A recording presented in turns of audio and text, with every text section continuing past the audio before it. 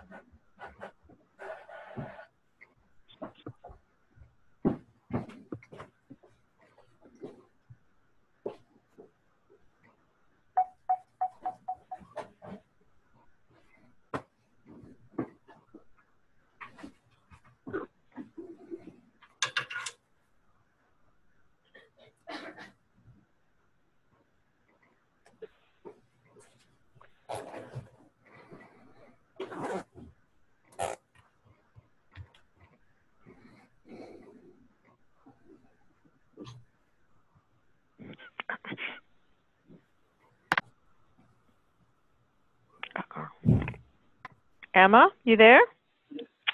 Yes, I am. Hi, this is Suzanne at MySci. How are you? I'm doing well. How are you, Suzanne? Good.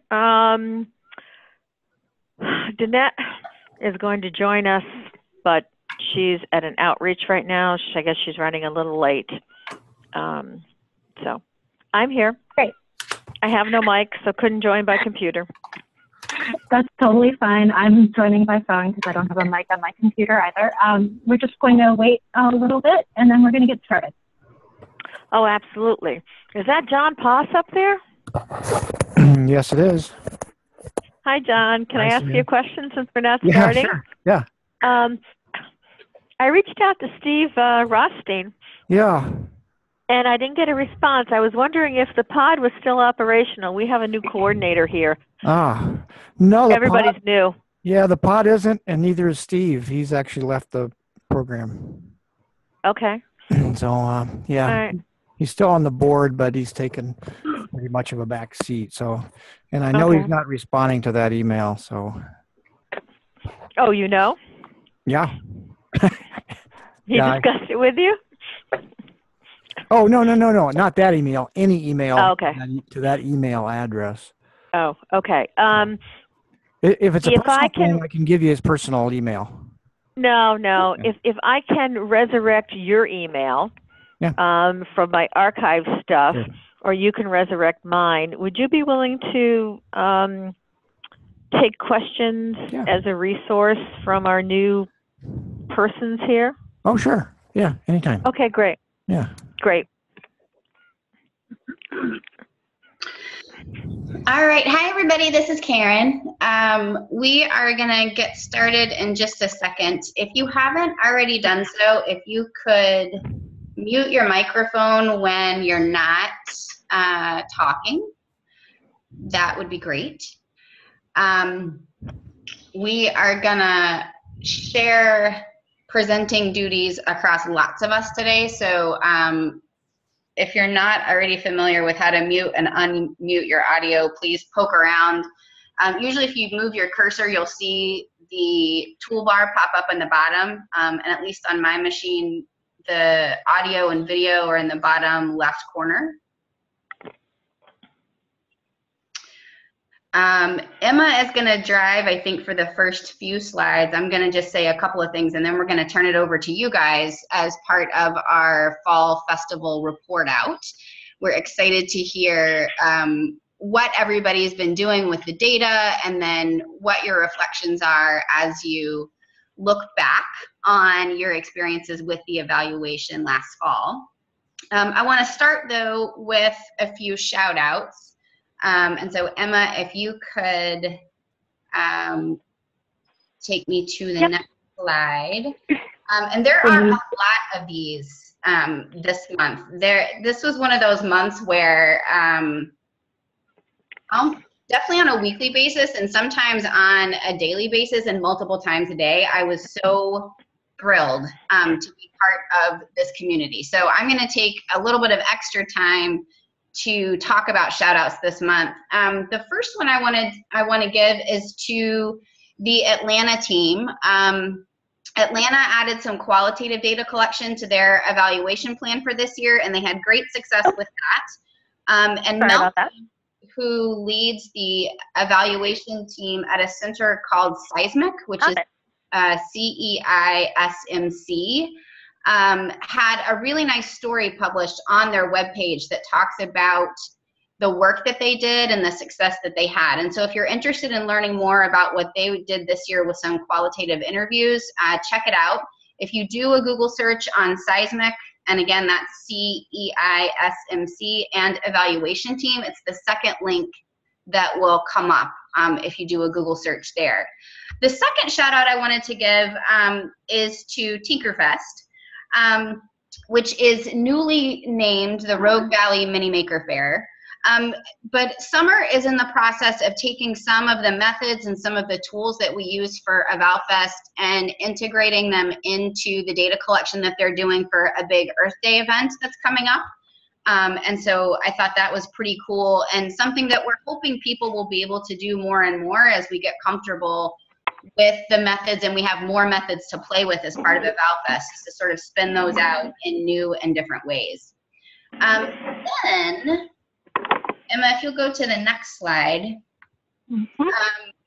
you guys will remember that I sent out a plea for help for some of the training videos that we have been working on. And one of the cool things about this for me was just not only the level of response that I got back, but all of the cool variability in how people are advertising their festival and all of the different things that people are doing. So a huge shout out goes to Arkansas, Atlanta, Charleston, Colorado, Indiana, Jacksonville, Nebraska, North Carolina, Philly, San Diego, Sky, St. Pete, and Texas A&M, who all sent stuff in. So you can see some of the t-shirts here. Emma, if you'll go to the next slide, you can see the very cool and wide range of I'm a Data Point stickers that people are using these days. You can see swag bags if we go to the next slide and get a quick look at what Philly used last year. Then if you go to the next slide after that, you can see kids who actually get swag. They get t-shirts as part of what's going on with the Nebraska Science Festival. And then you guys also sent us tons of pictures of people in the trenches and collecting data. And it was very fun to see sort of the wide range of t-shirts that people are using across the country to advertise festivals and evaluation and what's going on with the EvalFest data collection. So Emma, if you'll just quickly scroll through the next few slides, we can sort of see examples from Indiana and SkySci and Atlanta. And so we haven't even been able to get through all of the material that you sent, but if you've had a chance to watch the Approaching Audiences training video, you will have seen most of what you guys sent already in use, and Emma and I will certainly plan to make use of everything that you haven't yet seen. If you sent in materials that we haven't used yet, we will plan to use those in later videos, so thank you again for that. All right, that is enough from me. I'm going to turn things over to our first team.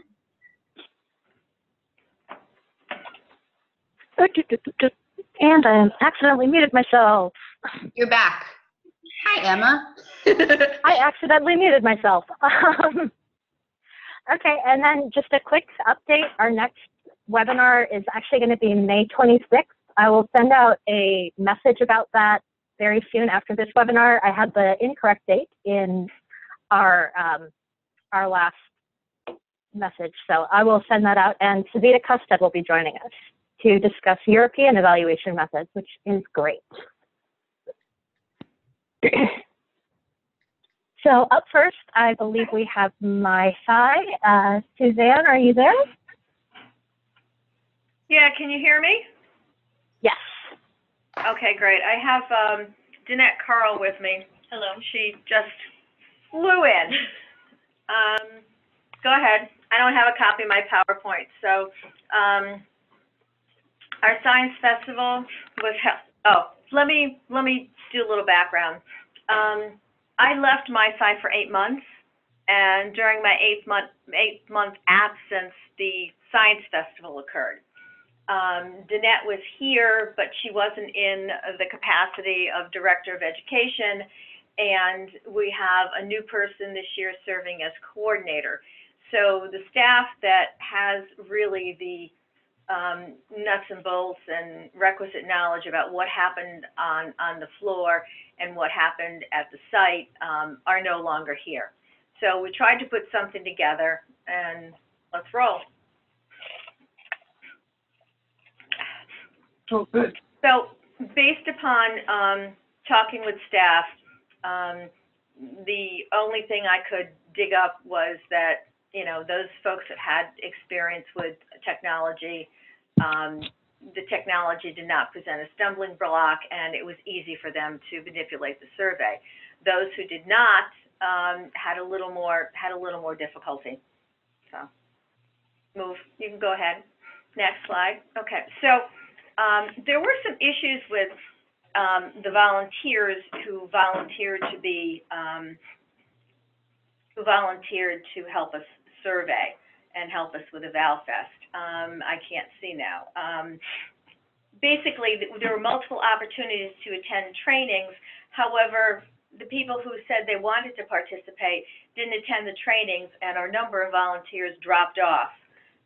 So we were left with fewer people to survey attendees than we originally anticipated. Some attendees came late, so they did not have the benefit of a full group training. You know how when a group gets together, someone asks a question that prompts a question in someone else's thought. So they didn't complete the training as it was envisioned.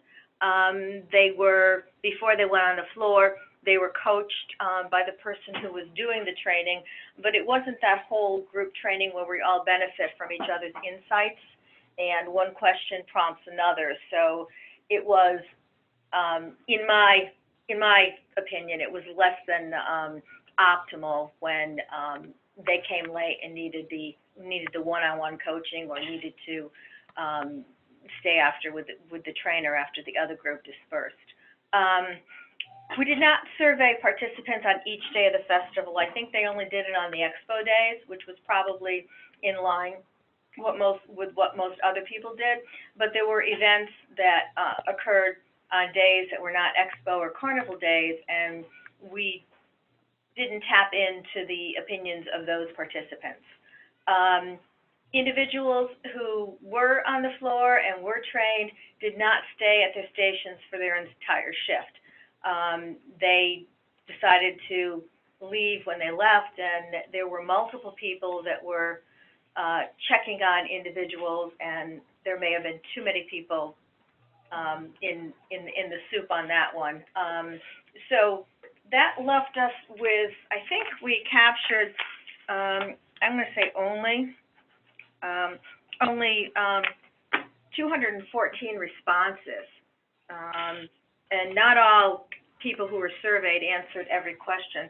So I would consider our response rate low, and we'd certainly like to do better for next year. I was considering offering I am a data point, but I left, and we found that attendees were often annoyed when approached multiple times by people to provide input for a survey. So I really think that, I'm a data point, will happen this year, along with something like Your Opinion Matters for the people who are surveying, so they can be identified as science festival researchers or science festival surveyors. Next.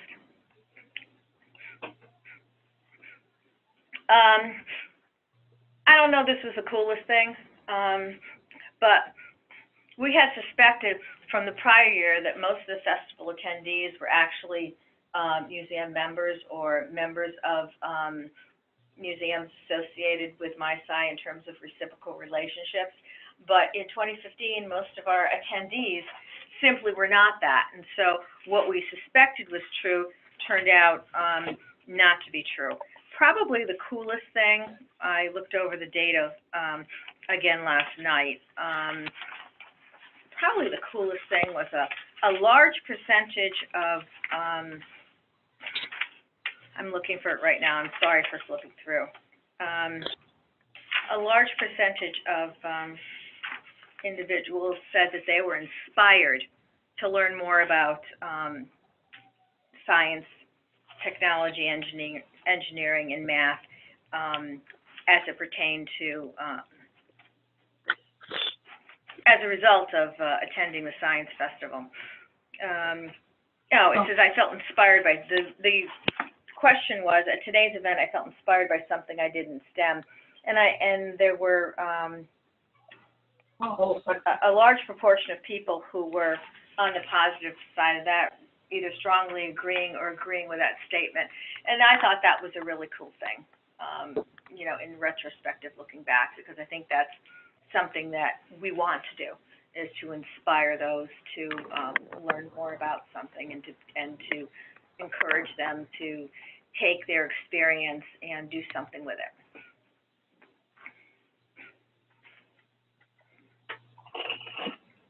I guess that's it. Questions? Oh, using the results. Of course, we'll use the results as we move forward to 2016. And we've taken a look at our marketing, and only 7 of 159 respondents heard about the Science Festival when they saw lawn signs. So the lawn sign as a promotional vehicle, and I'm sorry for the typo that I see there, it says lawn things. Promotional vehicle was really not cost effective for us because they costed a lot of money, and there was a lot of time taken by staff to put them out in various locations and then to collect them right away. So doing the lawn signs this year. I guess a note on this, when I look back at the programmatic questions, in terms of what you would really like to see more of, everybody checked everything, so the questions were entirely too broad in order to, in order to help us. They didn't help us narrow down what people really wanted to know more of.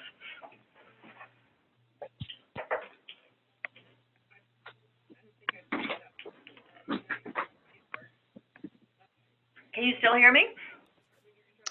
We can. I think you probably just addressed, Suzanne, this last slide a little bit. Did you want to add anything about surveying over multiple days?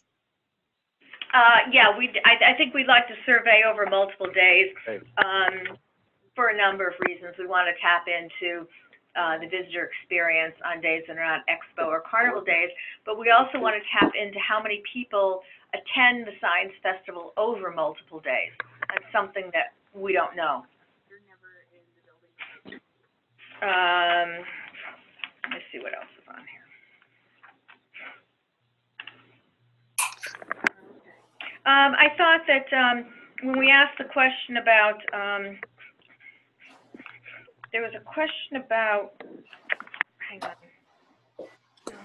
We noticed that many attendees didn't answer the age question, which I thought was kind of interesting. But there was a question about increasing the profile of, related to increasing the profile of the companies. I'm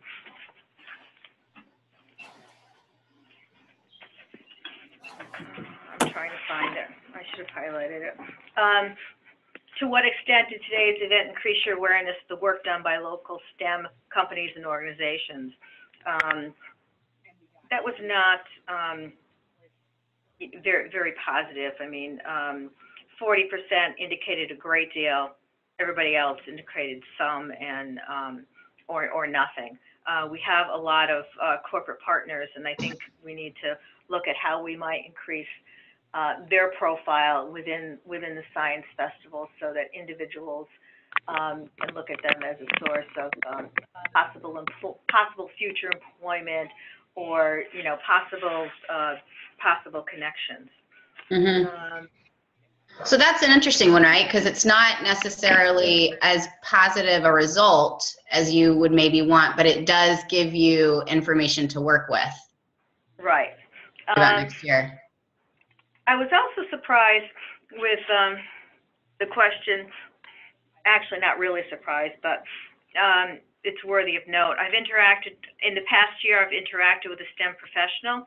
I'm wondering, let's see, 67%, 67.5% said yes. I'm wondering how many of these individuals have individuals in the professions in their families, and not necessarily going to an event. We're located in a very tech and science rich region, and we've done other surveys for other programs and asked that question, and the answers are, my dad, my aunt, my mother. So I guess if we want to know more about that, we might want to explore in what circumstance they interacted. Mm-hmm. Was it at a festival? Was it at a lecture? Was it at a hands-on activity someplace else? or is it family oriented? Yeah. Okay, fantastic. Thanks. Okay. I think what I'd like to suggest. I just want to reiterate that I know that in the training, because people have mentioned this multiple times. Oh, well, you only count the fifth person. So I know that there was training that did occur. It just was, I don't think the way I'm not really sure, because I wasn't here and other people weren't here. So we're not really sure how rigorous it was and how in depth it was. Yeah. Well, I can say part of the reason that we created the training videos for this year is that we wanted people to have something that they could use even before field researchers got on site. But a lot of, well, I wouldn't say a lot, but definitely a number of festivals had challenges with that every fifth person rule. And so we're going to need to revisit that. But a lot of the challenges that you had with your volunteers are challenges that I've experienced before when I had a volunteer crew. And so that may be something, for the community to think about and talk about at some point later. We have a few more presentations today. So I think what I'd like to do is suggest that people ask any clarifying questions they have for individual presenters directly after. But if there are bigger ideas or themes that you want to talk about, that we hold those to the end to make sure that everybody has the time they expected. So anybody have any clarifying questions for Suzanne?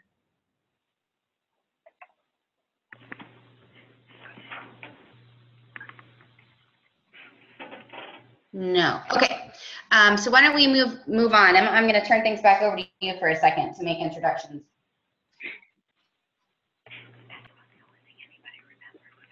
Great. Can everybody hear me? Yep. Awesome. I had myself on mute. Just wanted to make sure. Okay. So next we have the Colorado Science Festival. Let's see. John? Looks like John and Debbie I'm here. Yeah. Wonderful. I'm here. Thank you. Yeah, this is just a quick overview, kind of a summary of the festival. It was, once again, a successful festival. We continue to grow. So if you have any questions on that, maybe ask it at the end. Next slide.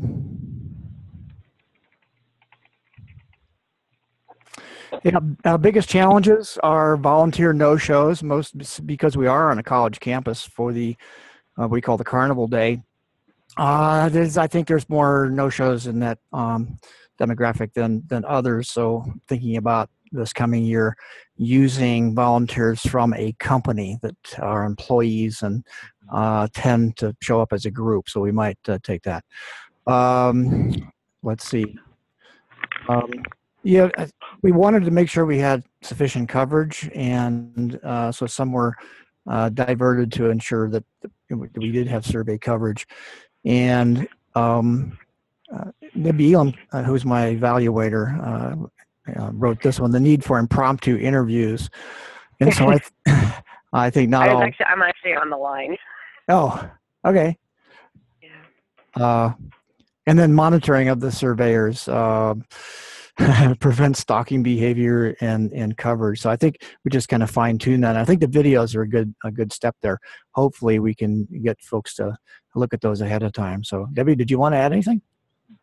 Nope, you got it. Okay. Next slide, please.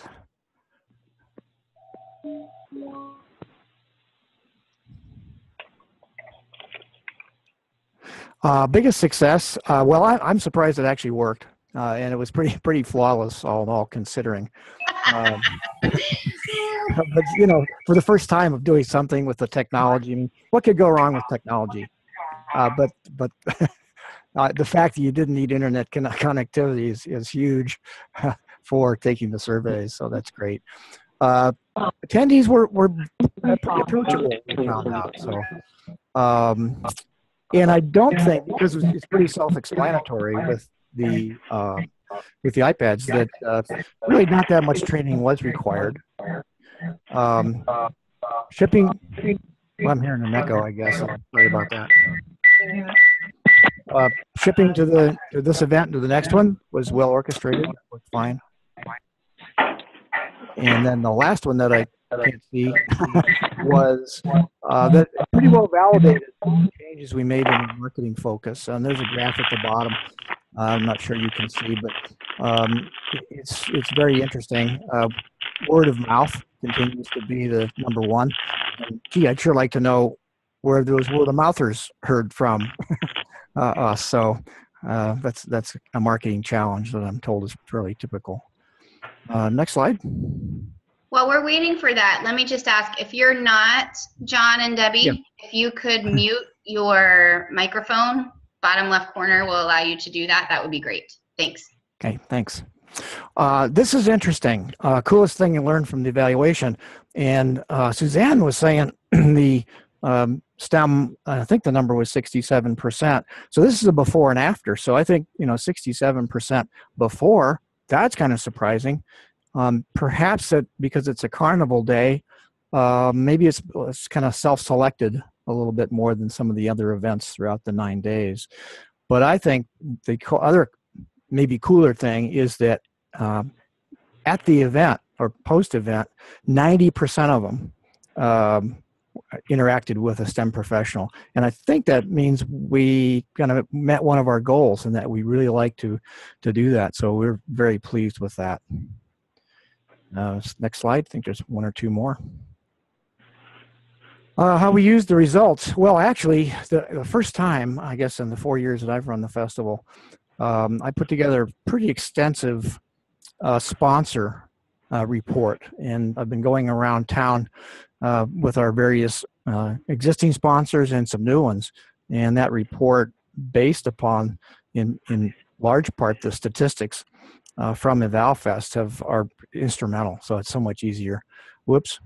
We are having a positive impact, so that's good. Next year's festival planning, yes, we're using that data certainly, and we're going to continue to modify our marketing strategy, the methods and demographics. Next slide. Yeah, and I mentioned this just earlier, is more detail on how attendees found out about the festival. So we continue to think about ways that we can do that. And we did have a question as, did you attend last year's festival? And so we have statistics on that. And then it's, oh crap, what I really wanted to ask is, are you going every other year? Is it, 2 years in a row is too much for you? That sort of thing. I wouldn't ask it that way, but that's the information I'd like to have. So not just previous, but more detail. And, if in the last 5 years, how many have you attended? Something like that might be appropriate. And I think that's all. Yep, it is. All right. Thank you. Anybody with clarifying questions for John and Debbie?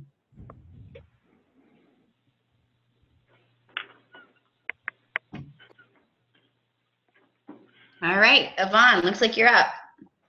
We're finally back. We had a great deal of difficulty. This is Paula.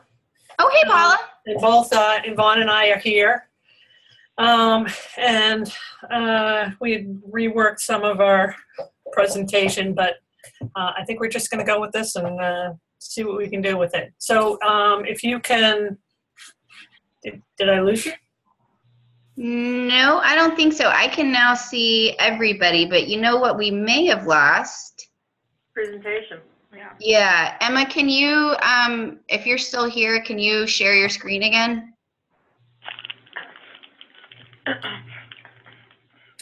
Yeah, sorry about that. That was my fault.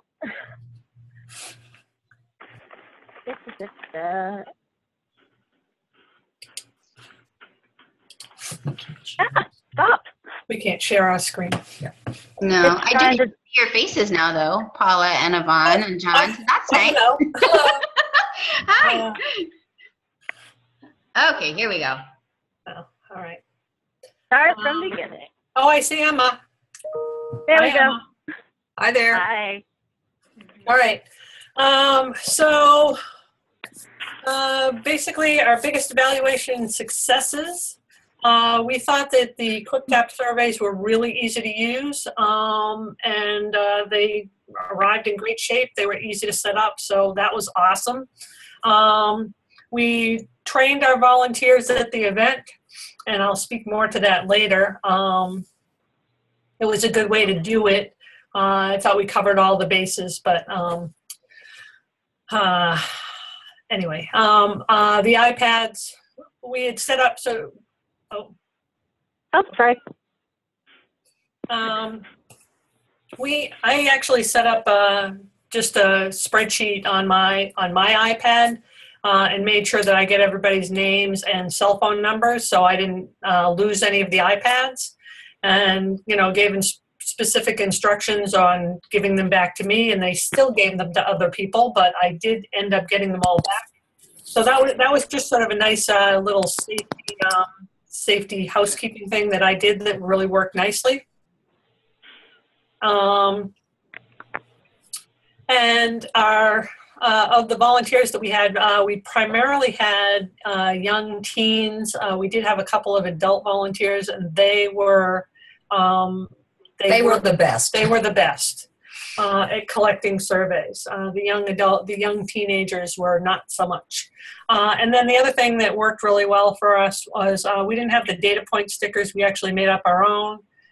We actually gave the people taking the surveys a choice of whether they wanted to be a technologist, a scientist, a mathematician, or an engineer.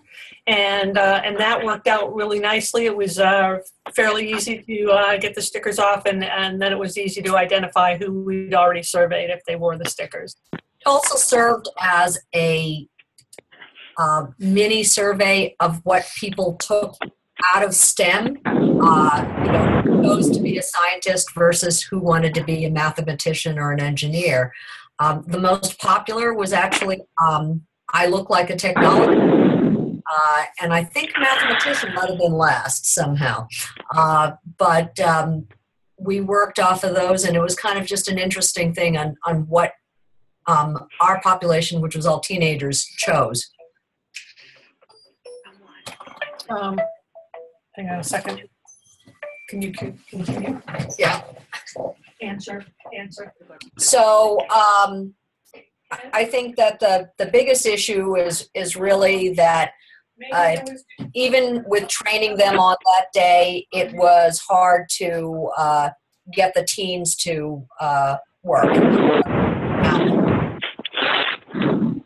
Our event is targeting middle and high school students, and so for teens to be trying to be aggressive at collecting data from their peers didn't always work.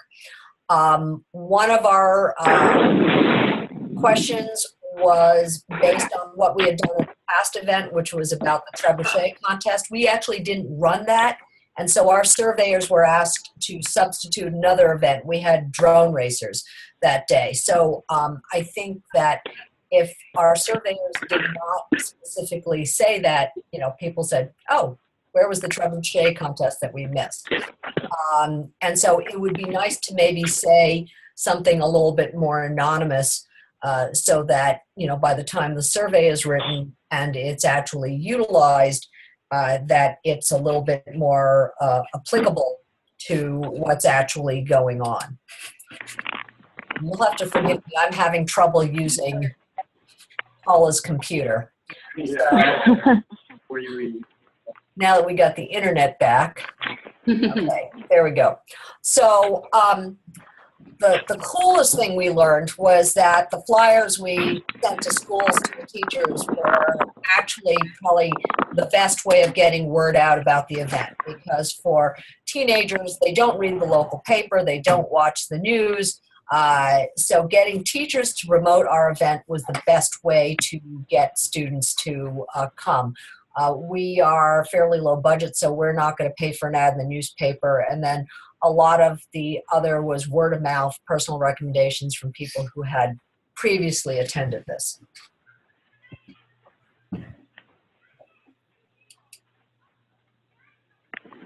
Hey, John. So, yeah. You can go back up. Perfect. We were just. Oh, can you drive that? I don't know if I'm driving it or not. Who's driving this thing? Okay, so coolest thing that we learned from our evaluation that we updated. But the coolest thing for us was actually realizing that we were completely reaching our target audience, which is teenagers. Over 50% of our respondents were the ages of 10 and 17. So we were really pleased to find that out. 50% of young children. Yeah.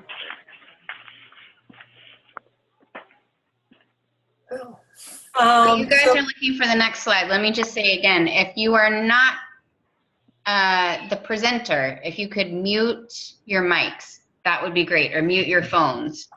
That would be really helpful. Okay, so how we would use our results.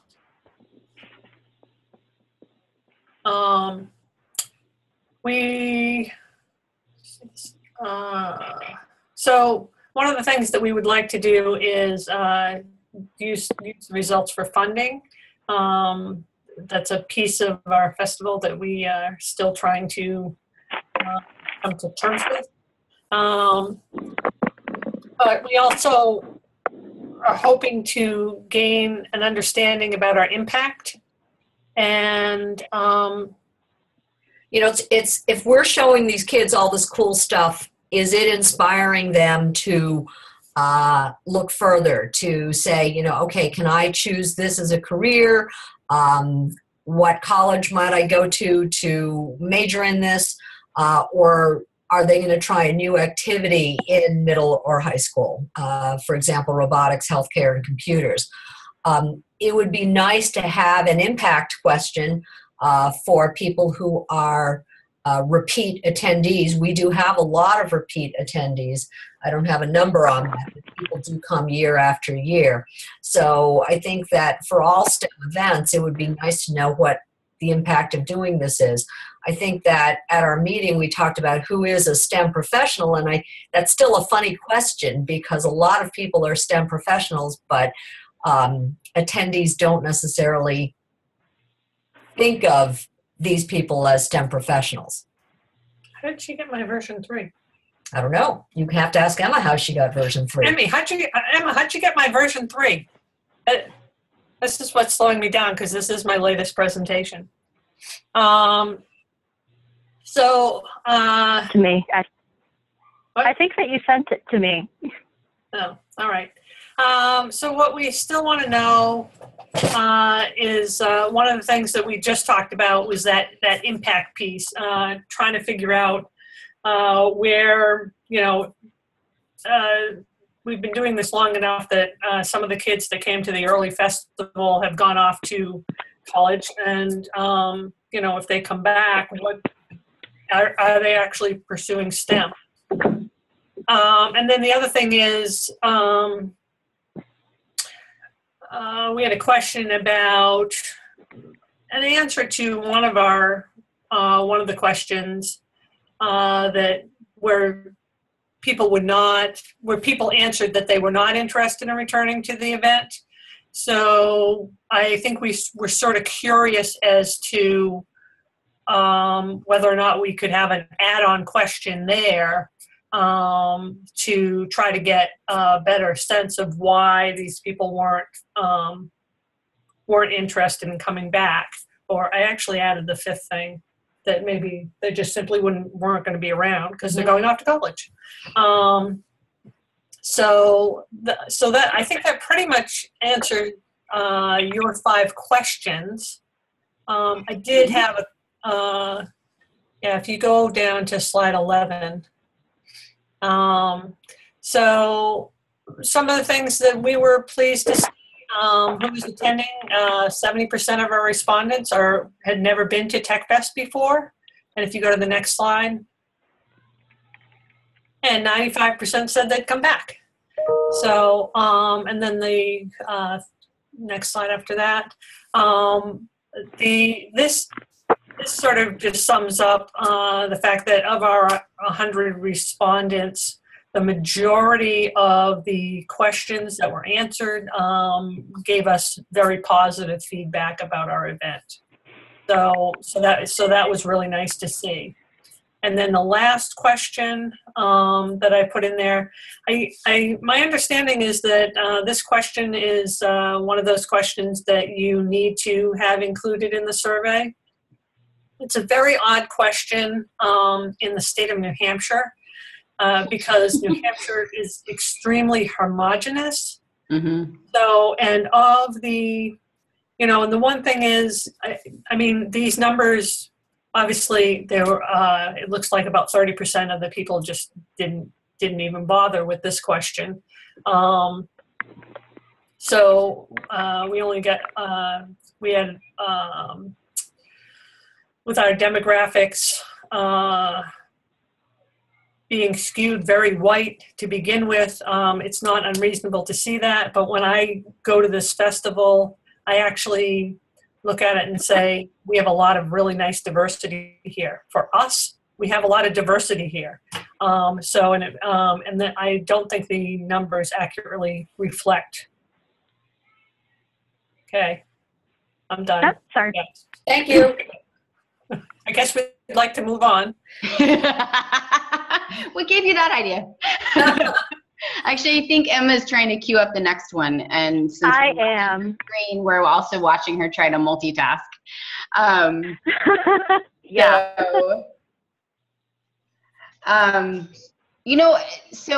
One quick point, or two quick things. Well, no, I guess I want to say three. I am so excited that you guys pulled the sticker piece in because I thought that was such a cool embedded assessment idea. And it's sort of like the beanpole thing that we did at the gallery walk, right? Like it's a way to get people involved in sharing things that you're interested in, but making it fun and feel like a game at the same time. And so I love the STEM questions and tracking, who chooses which one as a way to think about, as a way to understand more about who your audience is. I thought that was very cool. One of the other things I wanted to mention, the folks who don't want to come back. We had an interesting conversation with San Diego when we were revising their survey for this year, and they sort of landed in a similar place. They had, a small number of people who gave ratings on the low end of the scale, and they were like, actually, we don't care why people think we're excellent because we also think we're excellent, but we do care about why people think we're poor. Or why we're only fair in the ratings that they give. And so they added a question this year that's a skip pattern just for people at the lower end of the scale. And so sort of a similar idea to what it seems like you guys might want to do when we revise your survey later this summer, which is, I think, interesting. And I had never thought about doing that before. So it was kind of a new, like, oh yeah, that it totally makes sense that you would choose to do that. But I don't know that it would have occurred to me. It's just the best way of improving ourselves too. Yeah, absolutely. Yeah, it's one of those things that as soon as you hear it, you're like, oh, well, of course. That makes sense. But it doesn't necessarily mean that you actually get there on your own, Or maybe as an evaluator, you're less likely to think that way than you are if you're on the program side and digesting things from the program side. So, all right, for the sake of time, and now that we've got Kai's stuff queued up, Kai, if you want to sort of unmute your mic and take things over. Sure, yeah, I'm here. Let me get the video back on. Hi all. Are you going to control the slides or? I think I can actually give it to you. Let me see. Do you have remote control now? I do. Awesome. Oh, so this is, so hi, I'm from development coordinator for the World Science Festival. So just a little bit about us. We wanted to definitely thank EvalFest for the opportunity to be part of this. I've been here for a year and 6 months.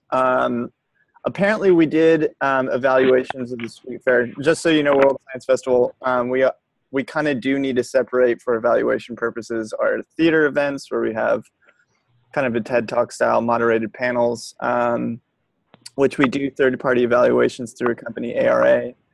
They've been wonderful for us. They are expensive, but that's the only, due to our long-standing relationships with them, they have supplied us exactly what we needed. But we haven't really had a successful way to manage our evaluations of the street fair in Washington Square Park, which is a huge task for us, and what it looks like. So we have a lot going on. It's about 200,000 people that show up, even in this situation, which unfortunately we don't have a lot to present on because we were rained out for our first one in 8 years. The first time we get this kind of technology to do this type of evaluations. But regardless, these are pictures from the 2015 street fair. So early in the day, it was a lot of people. One of the biggest problems, I guess, that we can move to, well, first our success.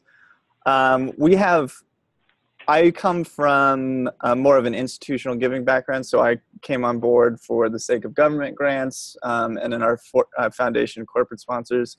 So this was my first time doing this level of scale of an evaluation. I was really happy that we got the gender diversity that we did. We really only had like maybe about 4 or 5 hours with the volunteers of we got 50 volunteers and we did them in shifts of 25.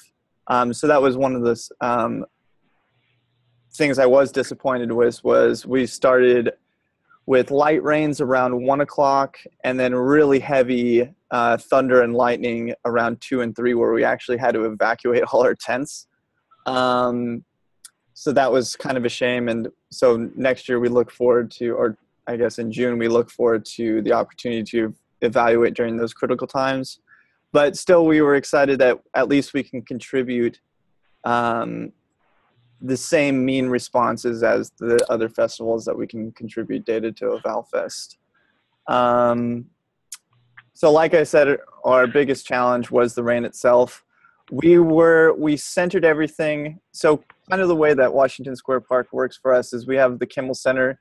That's about 5 floors. All that has indoor activities, and then downstairs we have some of our main stage programs. We have a Cool Jobs event that gets about 500 people. So people come in all directions within Washington Square Park. We had a kind of our membership sale, and then I made that where we had our volunteers.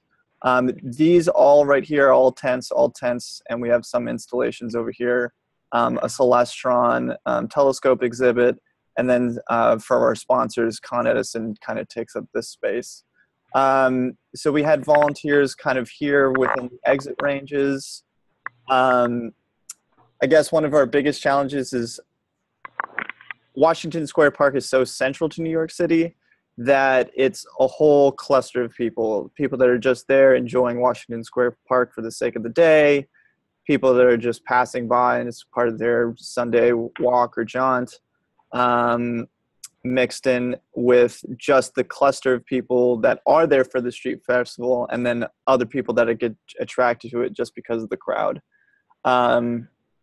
So a lot of people I got a lot of responses from volunteers that they were confused as to why they were being evaluated. They didn't really understand what the event was. So even with all the signage and the hoorah with, kids hanging from astronaut costumes and those sort of events, there's still confusion about what actually was going on. And then I guess for other festivals that may be outdoors, we knew it was going to rain that day. So we just said if it did rain, have all our volunteers meet back at this one point. And up on the 5th floor of the Kimmel Centers are kind of our command center, our organizational space that we could quickly shuttle, pack everything up into the cases, get them inside. Because I was standing there with the cases when the thunder and lightning started happening, and one of the guards says, "You need to get out of that tent right now." I was like, "Why?" And he's like, "Because it's made of metal." I was like, "Okay, right." Science, right. Right, I can be electrocuted. And I really didn't want to be the first person to like lose the iPads. I really didn't want to be that guy. I didn't want to be that guy. Even though we have insurance for our events and we totally could have covered if anything happened, it was nice to have that kind of agreement that we don't want to be those people that lose the EvalFest stuff and that we should have a contingency. We didn't think it got as bad as it did. It was really kind of everyone scattered, and we didn't get a lot of people back when it cleared up about an hour or so later. Of course, we did get, I'm not going to put a whole lot of, I didn't unfortunately put a whole lot of effort into showing the details of our data just because it really was only available before some of our main programming came out. But regardless, we were still grateful to see that we are doing exactly what we intend to do, which is try to produce a easy, fun environment for people to engage with STEM. Also, just on a personal note, I thought, and a lot of our production, our volunteer and our development staff thought this was going to be a monumental task, maybe too much. And with the aid of EvalFest, everything showed up wonderfully on time. Those cool boxes, everything's charged. Even installing QuickTap, which some of them ones didn't, that took about 25, 30 minutes. And the volunteers got it right away. I guess the only thing I wish we could have done and we'll do differently this year is I'll have an extra 2 or 3 days with our volunteers. But the coolest thing I learned, we do have absolutely amazing volunteers. We have people coming from that are PhD professors at Columbia to students to all sorts of range. I didn't know what to expect, but these were people that definitely contributed with great ease to making this actually a pretty easy day. So again, what we still want to know is just the peak hours and the prime time of our festival, what happens. And we look forward to contributing more and having a little bit better data and being a metropolitan area, trying to bring that sample size up. And that's pretty much us. I wish we had more. Awesome. Thank you, Kai. You know, one thing we did this year, and we have a training video on it that's focused only on the engagement survey, but that street fair challenge might need a slightly different data collection strategy. And we have something that we did with the engagement survey where we targeted people that we knew had just had an experience instead of the wide world of anybody walking through UNC's campus. And so there may be a way for you guys to adopt part of that and still stick with the every 5th person rule as well. We can explore that a little bit more. And other festivals might decide they want to take that on for either the engagement survey or for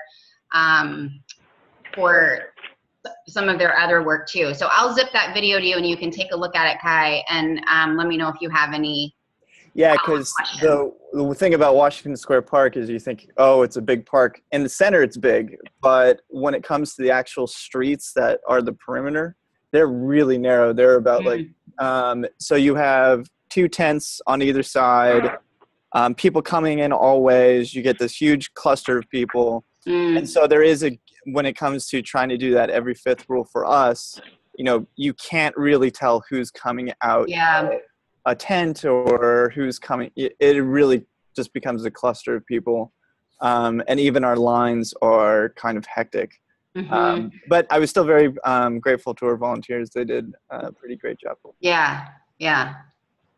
All right, anybody have clarifying questions for Kai? We actually didn't give you guys the chance to ask clarifying questions of Yvonne and Paula either. So either of those 2 groups, anybody got questions?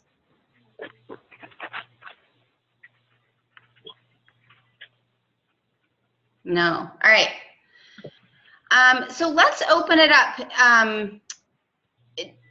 Anybody notice any themes across the groups, or does anybody have sort of bigger picture questions that they would like to ask or talk about?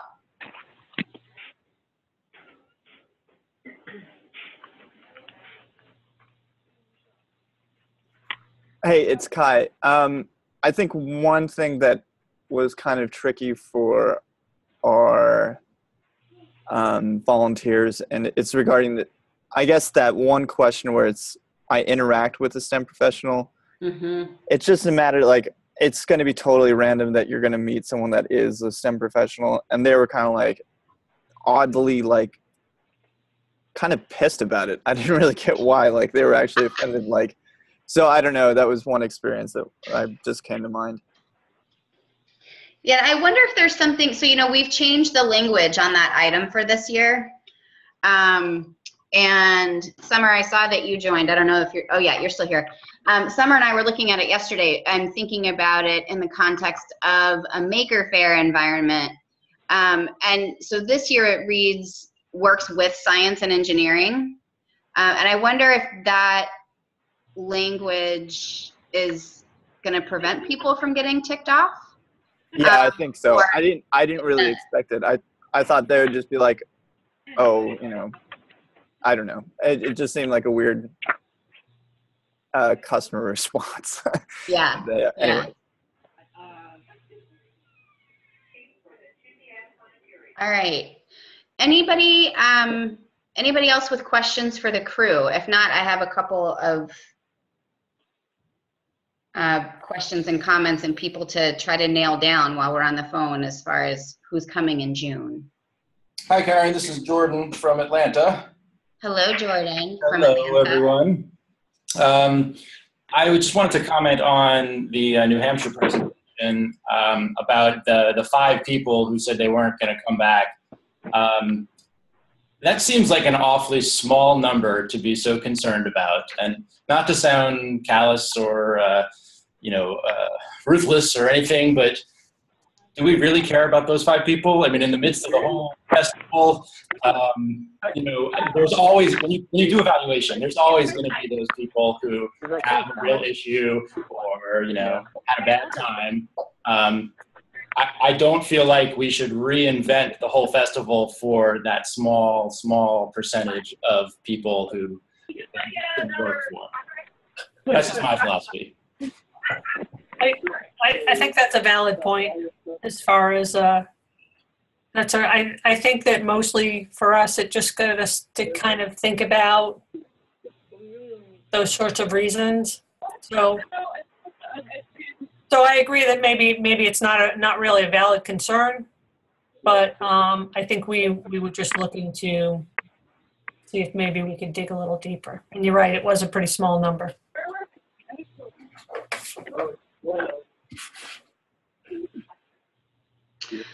All right. Anybody else have questions? Okay. I don't know if folks have had the chance to watch the training videos that we sent, and I'm not going to put you on the spot and make you tell me right now, but we are interested in whether those feel like they're going to be a good fit for particularly those of you who do work with volunteers, and it seems like from the presentations today that covers a lot of folks who are on the line. If you have feedback on ways that we might tweak those to make them a better fit for you or to make it more likely that you will find those useful and meaningful, please send me an email and let me know. Also, for Kai and John and Debbie, if you could zip me and Emma a quick email and let us know if you're planning on coming in June. And sending, and we want to make sure that we have time for you guys to get the discounted rate on the hotel and the other things that we've lined up. So if you could email us with that, that would be awesome. And then the last thing is just a reminder, again, about next month's webinar with Savita. That is going to be on the 26th at 1 p.m. Eastern. And Catherine is going to help moderate that discussion with Emma sort of at the reins and making sure we all end up where we're supposed to when we're supposed to. And with that, I think we're done. Thanks to everybody who presented today.